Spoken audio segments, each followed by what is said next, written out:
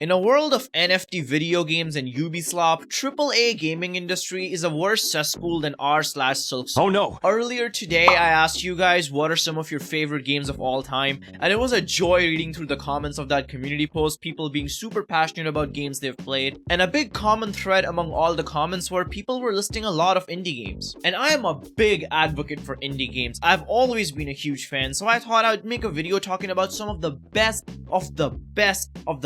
indie games that I've ever played that I really think you should play at least once before you die, which will happen inevitably. Trust me, I would know this. Now, this list might not contain your favorite game, but that's probably just because I haven't played it. I'm limiting it to things that I have played, and you're very welcome to discuss your favorite indie games down in the comments below as well. People who come to this video, I would want nothing more for them but to take away one game that they try out and really end up enjoying. So help each other out, recommend some good games, subscribe to Primacon if you end up enjoying this list. Seriously, it'll be a really good New Year's present. And I would also like to say, even though this is a top 20 list, none of the rankings matter. To me, all of these games are all S tier and equally ranked, because they're all in such different genres suiting for different kind of moods that comparing them to each other is like apples to oranges in my opinion. So ignore the ranking order, they're all number one for me. And I also figured this would be a perfect video to be sponsored by Instant Gaming. You can go over to Instant Gaming and snag yourself a lot of these video games for pretty cheap.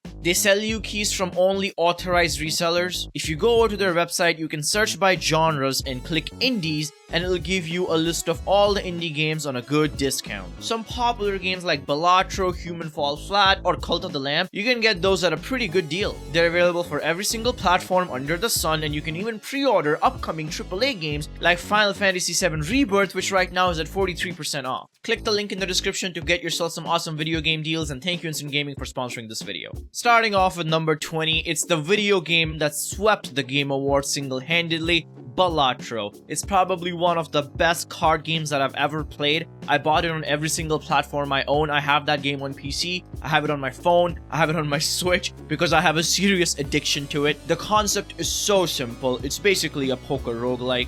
Gambling combined with one of the most replayable genres of video games. Who would have thought that that would be addictive? The simplicity of this game makes it so easy to pick up and play for anyone of any skill level, regardless if you have been into deck building games or not before, which is what also contributes to its massive popularity. Balatro, in my opinion, easily deserves a spot in my top 20 list. Moving on to 19, and speaking of roguelikes, it's Hades. The one called Nyx. She is your mother, as I understand? Nyx is my mother, oh no, and I talked about fucking her, oh shit. Why didn't anyone tell me in chat? Roguelike is a genre that I'm not too big of a fan of. I usually don't enjoy a lot of roguelike games, so I was pleasantly surprised when I found out how much I love Hades. And I think it's all because of the way this game weaves its story into the roguelike gameplay. Every time you die, you get more piece of lore and the story moves along until you beat the game. So the game actually has an ending. Unlike most roguelikes, which are just infinitely replayable. I mean, so is Hades, but I absolutely love the narrative. And the banger gameplay obviously helps a lot, coupled with the amazing, gorgeous art style and soundtrack. This game, all in all, is a banger package, and I highly recommend you try it out. Even if you don't like roguelike games, this game might actually change your opinion on it. And hey, Hades 2 is out in early access. Personally, I'm waiting for the full thing to come out before I give it a try, but it's coming. At number 18, let's switch up gears completely and talk about a cozy game called A Short Hike. This game just checks off every single nostalgia box in my heart.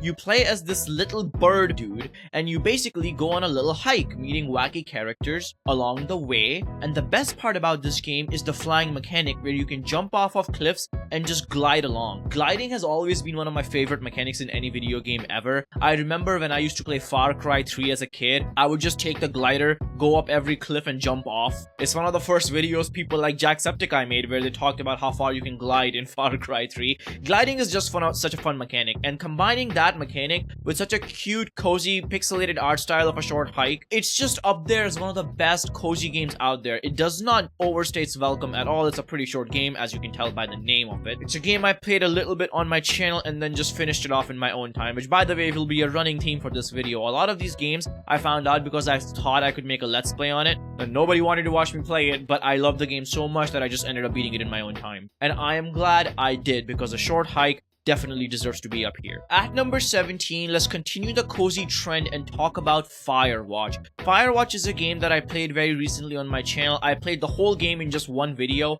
I remember I sat down at midnight and I was done recording by like 4:30 a.m. and then I edited the video right after that, so I was basically up all night.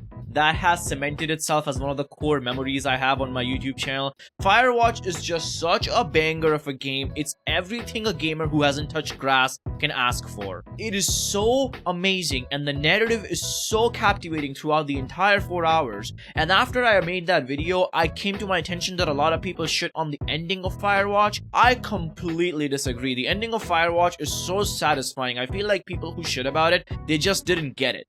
Absolutely amazing game, and it is a living proof why art direction is more important than realistic graphics. Because if Firewatch was just realistic graphic hiking simulator with the same story and the same mechanics, it would not hit nearly as hard. The fact that every single frame of this game you can screenshot and put as a wallpaper, the art style of this game makes it a timeless classic. The soundtrack I listen to every single day when I'm making thumbnails for YouTube or doing any kind of work. 100% recommend this game to anyone. At number 16, let's switch it up a little bit again. Let me throw you a curveball. It is Ultra Kill. Let me break my own rule right here. As I said earlier in the video, this video will only contain games that I've played to the fullest, start to finish, except Ultra Kill. I recently played it on my channel for 2 videos, and then I played it a little bit on my own. Even though I haven't had the time to finish the game yet, I can already tell you this is an absolute all-time banger classic. Ultra Kill is everything that video game industry lacks these days. Simple, fun. It harpoons back to what Doom was special, the original Doom,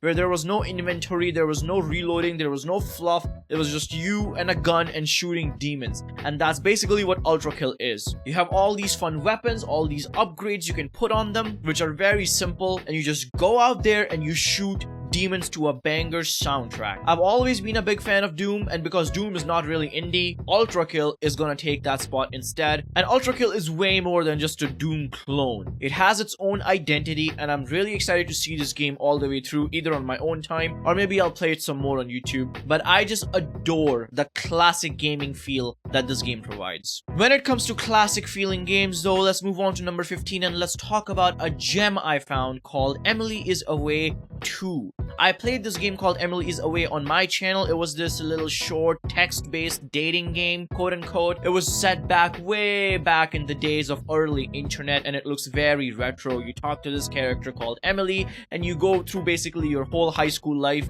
/ college life and go along this narrative. I played that game, but after that I found Emily is Away 2, and boy, that one blew me out of the water. Emily is Away 2 took everything about Emily is Away 1 and made it infinitely better. It was way longer than the first game. The first game was like a good hour-long journey. Emily is Away 2 is like solid 8 hours of gameplay. The characters in that game are way more fleshed out. We are moved along a little bit, so it looks a little more modern compared to Emily is Away. And there's an Emily is Away 3 as well, which goes to the Facebook era, which is actually the era I can most relate to because I grew up with that. I'm excited to try Emily's Away 3, but I haven't played that yet. But so far, Emily's Away 2 is one of a kind, man. It really definitely deserves to be on this list. If you're into those kind of games, you want to check it out. They even build their own fake version of old YouTube when the characters send you links to YouTube old music videos from that era. It's so good. At number 14 though, as we talk about dating simulators, Doki Doki Literature Club. Now I can't talk too detail about this game if you haven't played already. If you haven't played Doki Doki Literature Club and you have heard about it on the internet, all I gotta say is it's just a regular old dating simulator. I'm just a degenerate. That's why it's up there. I like anime waifus and hentai, and that's the whole purpose of this game. That's pretty much it. So that's why it's up there. Nothing else to it. Go check it out. If you're a degenerate like me, you'll like it. Trust me. When it comes to straight, unfiltered fun, there's only one thing that's better than anime waifus, and it's the spot of number 13 taken by Clone Drone in the Danger Zone. Clone Drone in the Danger Zone is a game that I found because of Jacksepticeye, and my god, it is the best thing I've ever come across. In fact, fun fact, fact, it was one of the first games I played on this channel. My first video on this channel is a Minecraft clip, but I think after that I played Clone Drone in the Danger Zone, if I'm not mistaken. You can go on my channel, sort by the oldest, and fact check me, but Clone Drone is so fun. The premise is so simple. You go through these levels as a robot, and after every single level you go down and you upgrade your robot, equip him with new weapons, or make more clones to get more life, or upgrade the current weapons. The premise is so simple.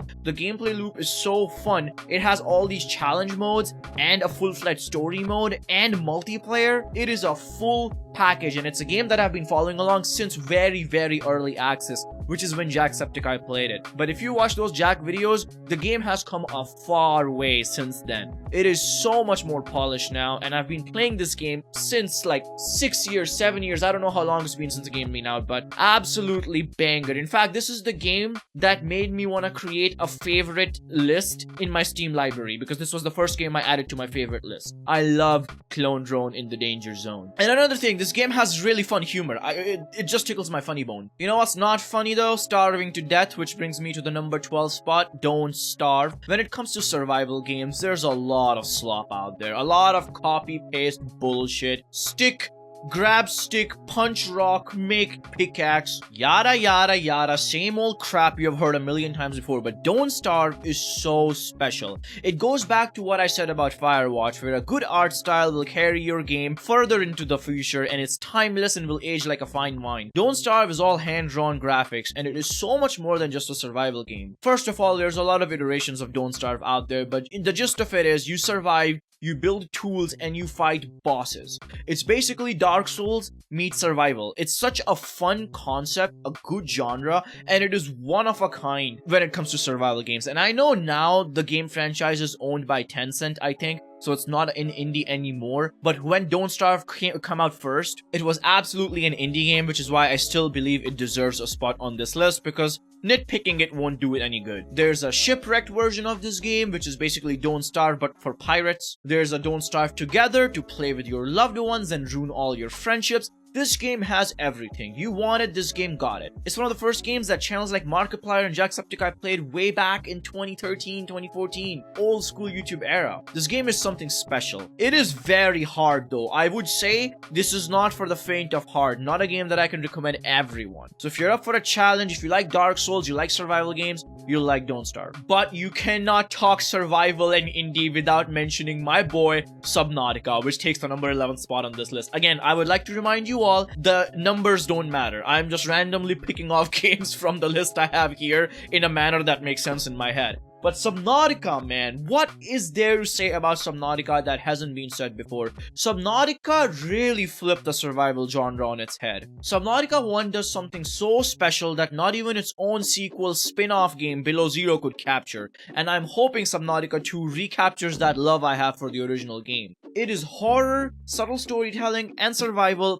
perfected. Subnautica's gameplay loop is so satisfying. You basically find blueprints which let you craft better and better tools, allowing you to go deeper and deeper into the planet, uncovering all kinds of lore. It's such a good feedback loop of gameplay and story and progression that you just cannot stop playing. Even if you're scared of the ocean, you cannot stop playing. Subnautica is probably one of the most popular indie games out there. In fact, the game is so good, a lot of people still don't know that it is an indie game. But it is in fact an indie game. These developers almost went bankrupt many times. It was only because of big popular YouTubers like Jack and Mark again, because of whom there was enough influx of player base in their game that let them continue the development. I am so excited for Subnautica 2. I cannot wait to play the whole game on my channel.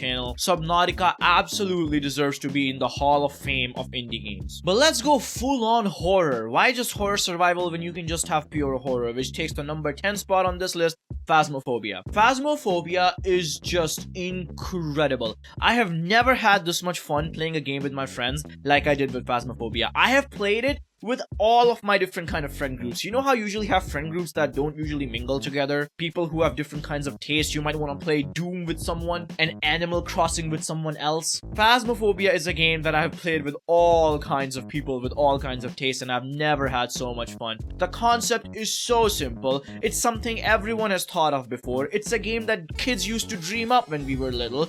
Ghost hunting with friends. I am a big horror fan. I grew up reading Goosebumps books. I love horror, and I love horror with friends. The proximity voice comms that this game uses makes it so much better. Please, if you play Phasmophobia, do not rob yourself of that experience. Do not play it over a Discord call. Use the in-game proximity voice. It is so hilarious. Since this game came out, so many other games tried to copy the magic of Phasmophobia, but I believe Phasmophobia is one of the best in the genre of co-op ghost hunting. Lethal Company is a good runner-up for this kind of category, but Lethal Company is a fundamentally different game than Phasmophobia in my opinion. So yeah, Phasmophobia, check it out. But if you want just single-player horror, you don't want to deal with the immaculate pressure of socializing, holy shit, socializing might be more scary than any other video game out there, then Fears to Fathom might be for you, which is the number 9th game on Primacon's list of bangers. Fears to Fathom is such a simple series of video games. It's episodic, each episode is different, and it's done in this crude old retro PS1 graphics art style. This game was such a breath of fresh air when it comes to indie horror after Slender Man completely ruined this kind of genre, where every other indie horror game was just a stupid Slender Man clone. Fears to Fathom finally brought something new to the table, which is retro PS1 kind of graphics. You're not there collecting 10 million freaking notes. The chapters are all incredible and completely varied in terms of the story they're trying to tell, and Fears to Fathom is a gateway to these kind of video games. I know I keep talking about my boy Jack, but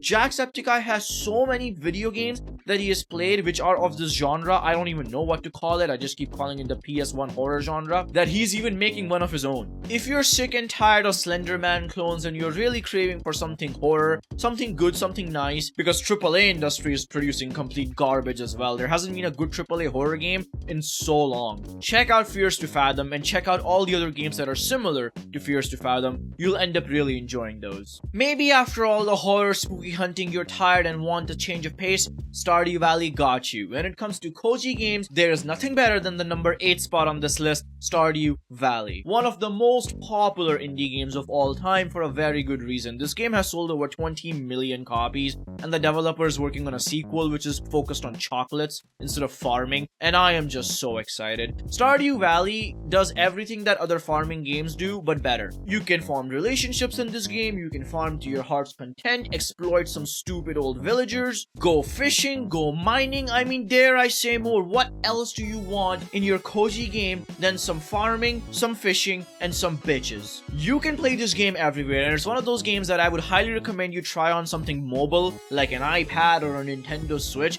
because it's best enjoyed in the cozy comfort of your blanket with a cup of hot cocoa and some banger soundtracks. Stardew Valley OST lives head-free in my head, and I listen to it along with some other OSTs from this list every time I'm working. I am so excited for Haunted Chocolatier by Concerned Ape. Stardew Valley is incredible, and the game doesn't get boring either. It has a very long game. Like, you can play this game for hours and hours and hours and go from like simply manually watering every single parsnip in your stupid little farm to having full automated sprinklers, big barns, livestock, greenhouses, the whole shebang. You can get hella rich, get hella bitches, divorce the whole town, do whatever you want. The world is your oyster. Hashtag arrest Mayor Lewis. Moving on to number 7, I have to talk about Slay the Spire. Slay the Spire is so special to me because I absolutely hate strategy card building games. I have never been a fan of that genre, and when I tried Slay the Spire, holy shit, I was hooked. And it's not because all of a sudden it converted me into a card builder fan or anything. I tried other games after Slay the Spire,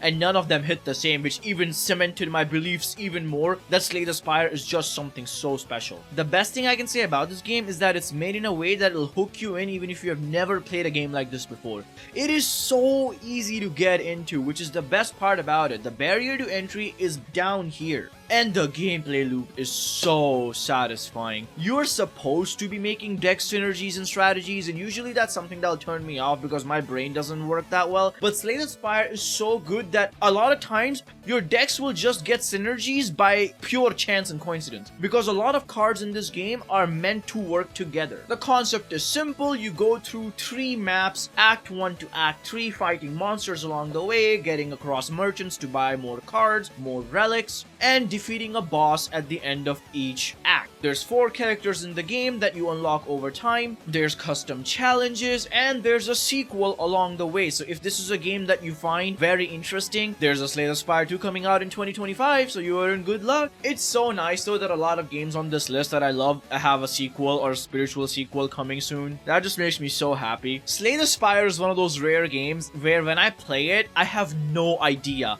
how I've been playing for an hour already. That's usually how long my runs last, is like 45 minutes to an hour or hour 10 minutes if I reach the end. And boy, that time just slips away. Slay the Spire is living proof that if you're good enough, you can attract anyone to your video game genre, even if they hate that genre, because Slay the Spire is just that good. Number 6 is one of the most popular indie games of all time. You might have heard of it on the off chance, you know, by just hearsay walking around down the streets. It's Undertale, the funny skeleton game. What's to say about Undertale that hasn't been said already? Undertale is a game I played on my channel and then I just finished the whole game in my own time. I did the pacifist route, then I tried doing the genocide route, but then I fell off because I got busy. But I've heard that the Sans boss fight in Undertale Genocide is one of the hardest things that ever exists out there. One day I aspire to beat Sans in Undertale. I might even make a video about that. That might be a good video, beating Sans. You wanna write that down? Undertale is a submersive masterpiece.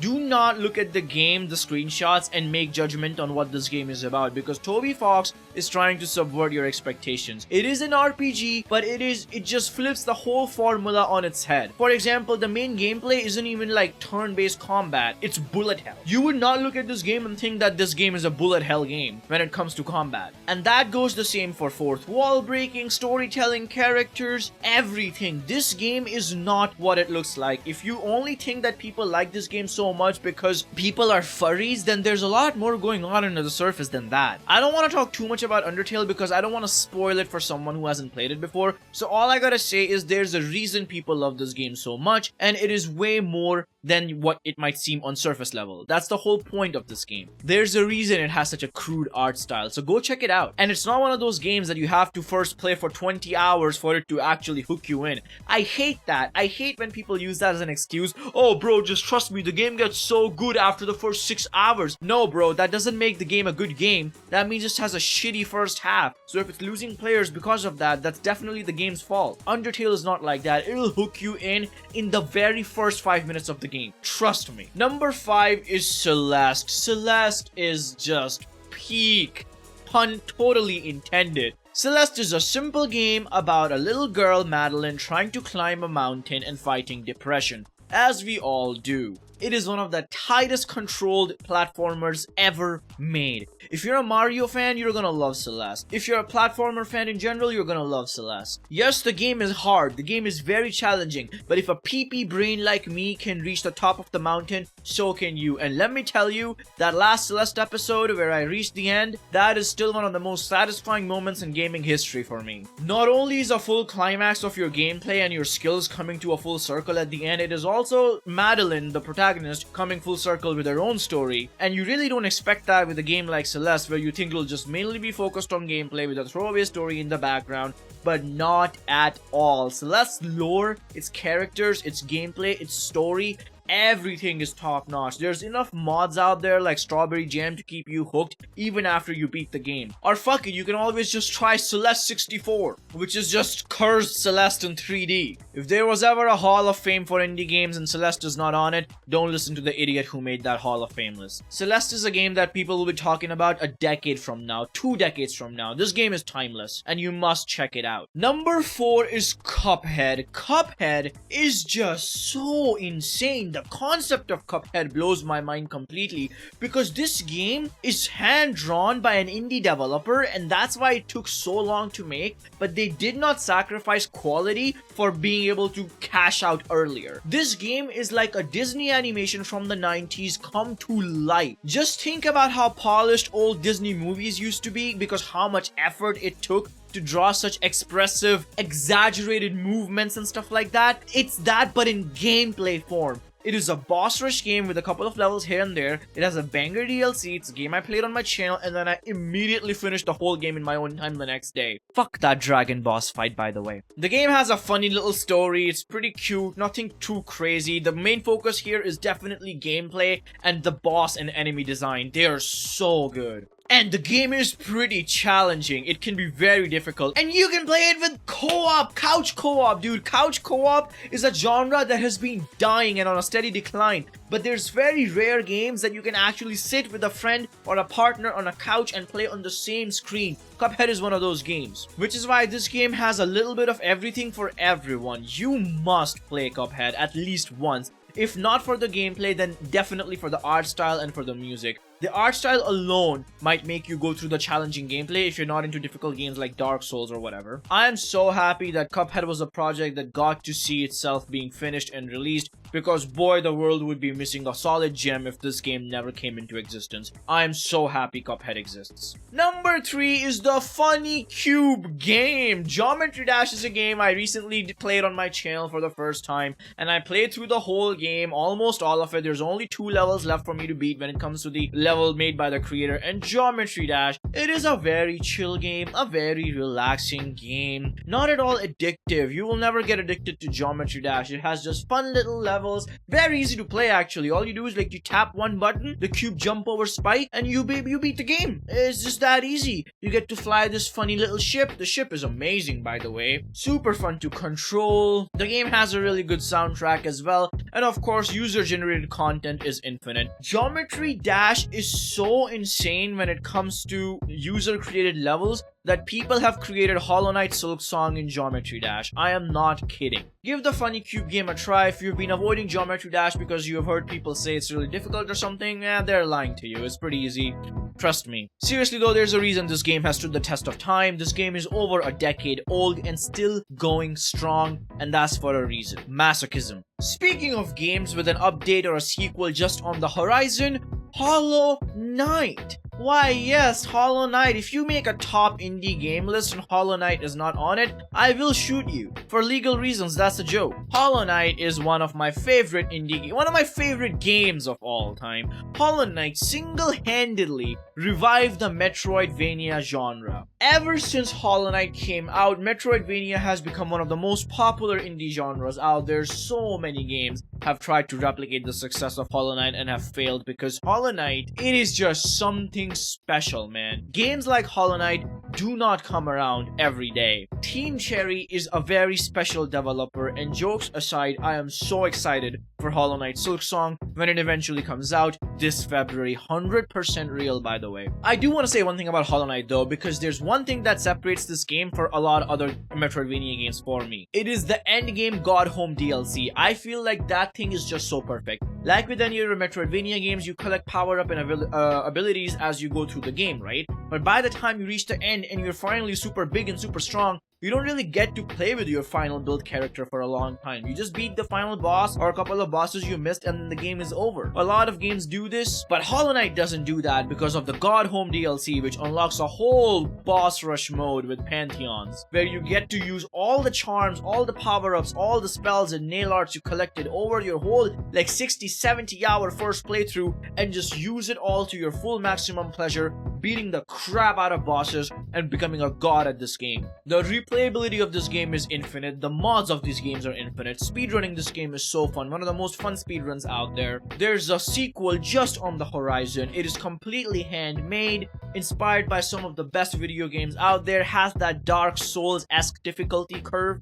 And best thing about Hollow Knight is probably this YouTube channel called Mossbag. If you play Hollow Knight, please check out Mossbag's lore video on it. It'll make you fall in love with this game even deeper, and then we can claim another soul who's poorly waiting for Hollow Knight Silksong. Now, I saved this game for last because it is one of the most special games to me. Personally, I have a lot of attachment to One Shot. One Shot is an indie game that I did not expect to enjoy at all, because I am not into the kind of puzzles story-heavy RPG games, but it pulled a Slay the Spire on me where it made me fall in love with a video game in a genre that I despise. One Shot is the very first game that I did a full Let's Play on the Primacon channel all the way like 4 years ago, and that I had a good amount of engagement in for the time. About 200-300 people were watching those videos, and to me that was a huge massive number back then. Not only was I enjoying playing the game, but people were enjoying watching me play the game, and to me that was like the first time I've truly felt that this YouTube thing is for me, because I always wanted to do that. That was my lifelong dream since I discovered Let's Players, that I want to play a Let's Play that I play for the first time and people watch me play for the first time, and both the parties enjoyed equally. But other than my personal bias for One Shot is incredible. I have never seen better written dialogue in a video game ever when it comes to indie games. The dialogue in that game is so good. The characters are so memorable. They are so memorable. I did a whole review of One Shot called Pixel Perfect. I'll leave that video in the description or in the comments or something if you want to check it out, because I cannot do this game justice in this little video of how much I love and adore One Shot. When it comes to my favorite indie games of all time, I think it's a definite tie between Hollow Knight and One Shot. I cannot pick one or the other. Nico is one of my favorite video game protagonists ever, and the best part about One Shot is it was originally a PC game, because the game, well, you know what, I'm not even gonna get into it because it's spoilers, and One Shot is a game you should definitely try out without spoiling anything if you haven't already. But basically it's a game that worked very well on PC, but somehow they managed to port it on the Switch as well with the World Machine Edition, and I'm just so happy.